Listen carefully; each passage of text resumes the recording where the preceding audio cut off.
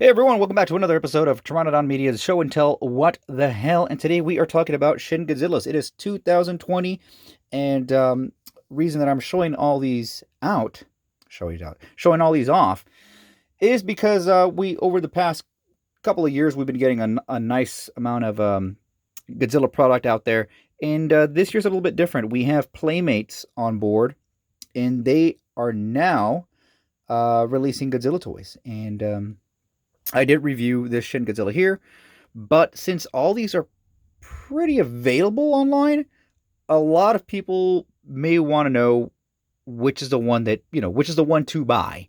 Now, I'm going to say it depends on what kind of Godzilla you like, or what kind of Godzilla toy do you like. There's some people that only prefer vinyl, softer Godzilla toys, and there's some that prefer more highly detailed ones. So there's a lot of people out there that are saying, who wouldn't want a highly detailed, sorry. I mean, some people say, who wouldn't want a highly detailed Neca Godzilla toy? I guess traditionalists. I do enjoy some of the fun Bandai vinyl figures.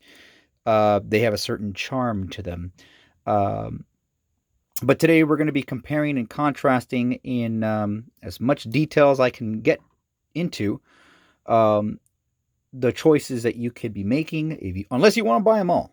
But we're going to be talking about them. Some people are on the fence on a couple of things because the Playmates Godzilla came out, and so we have here two of the Neca ones here, variants, and we have a bootleg. We have a bootleg Shin Godzilla right here that I've been very curious about. I just got this one in. Here is the Bandai Monster 2016 Godzilla, Shin Godzilla, and here is the new Playmates Shin Godzilla. Now,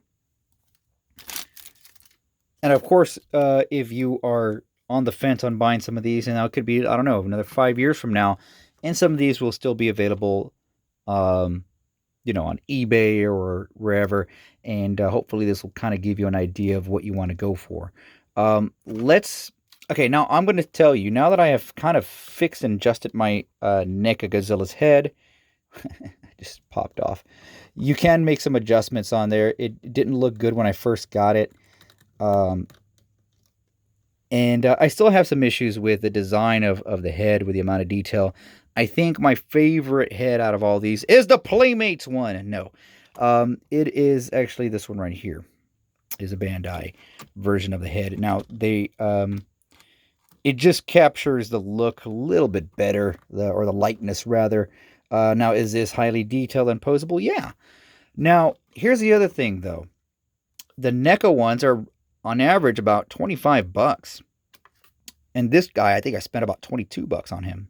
Now, I spent about $10 on the bootleg one, which is a nice little figure, but it's definitely got some issues with the hand, and it's actually a little bit smaller than the actual Bandai. A lot of people thought it was just a straight, duplicate, but I don't know where they got this mold from. There are some subtle differences. It is a little bit smaller.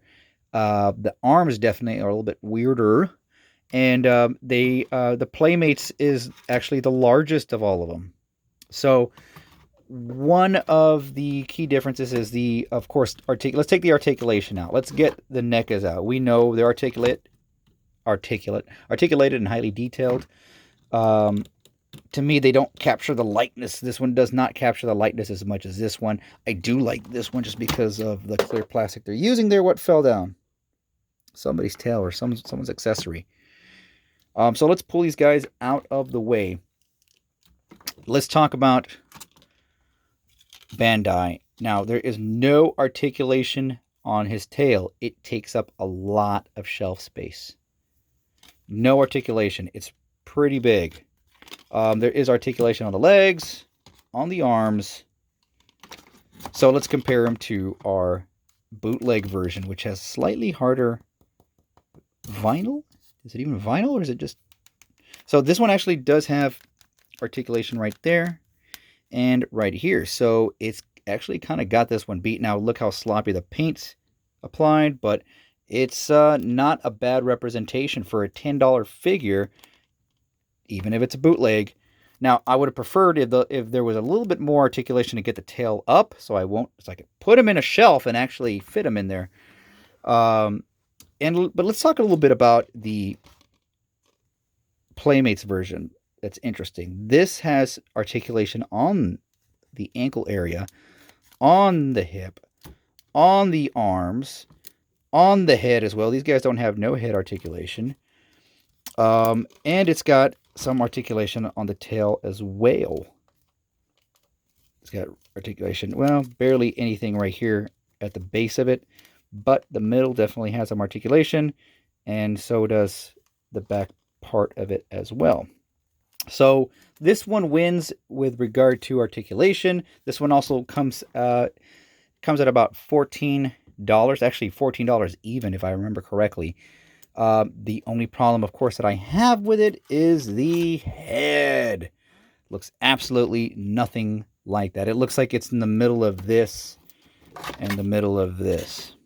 So I don't know what the deal is, but a lot of people were speculating as to where they're getting this from. And it's not a direct copy of the Bandai one. No, sir.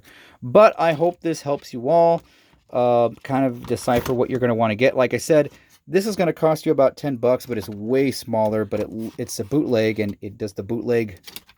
How does it measure up as far as... Actually, they look very similar as far as like the same color of black, and actually very similar quality. If it was let's look at the tail details here real quick. Now that I'm looking at them, there is a lot of detail here, a lot of visible detail on the Playmates one, whereas not too much over here. Just looks a little bit blotched, but and it's not just my camera unable to focus. There you go. Yeah.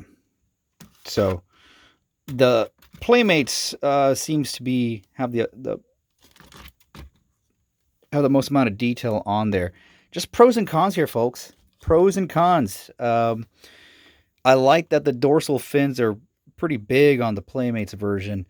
But if I had a perfect Shin-Godzilla to buy at a cheaper price point, like a $12, $14, whatever price point, it would be this plus this.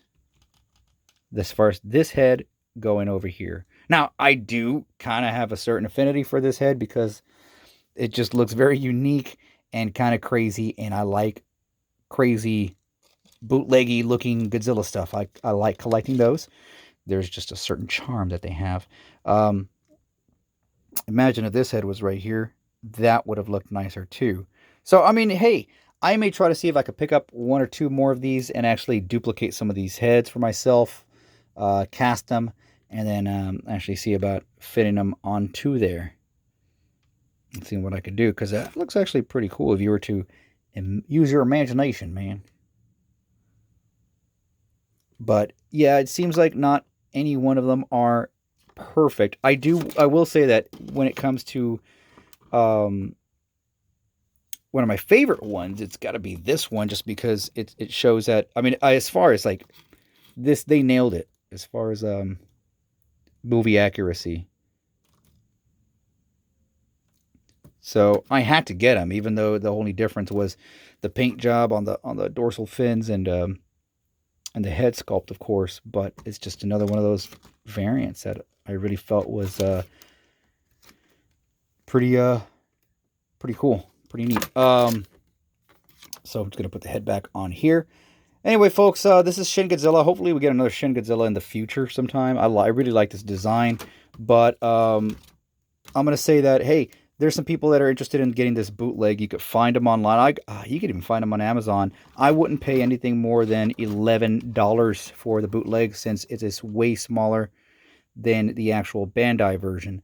And especially if you like this one, if you like the Playmates version, you can get this for relatively the same amount of price. And this is an official release. So, I don't know. It's still, I'm undecided as to which one to get, but I'll leave that up to you guys. Now, if you have any more information, now, of course, I don't have the Monster Arts version, but if you guys have any more information about these that I may have skipped over, feel free to let me know. Till next time, guys, take care, be nice to yourself, not in that way, and we'll see you later on.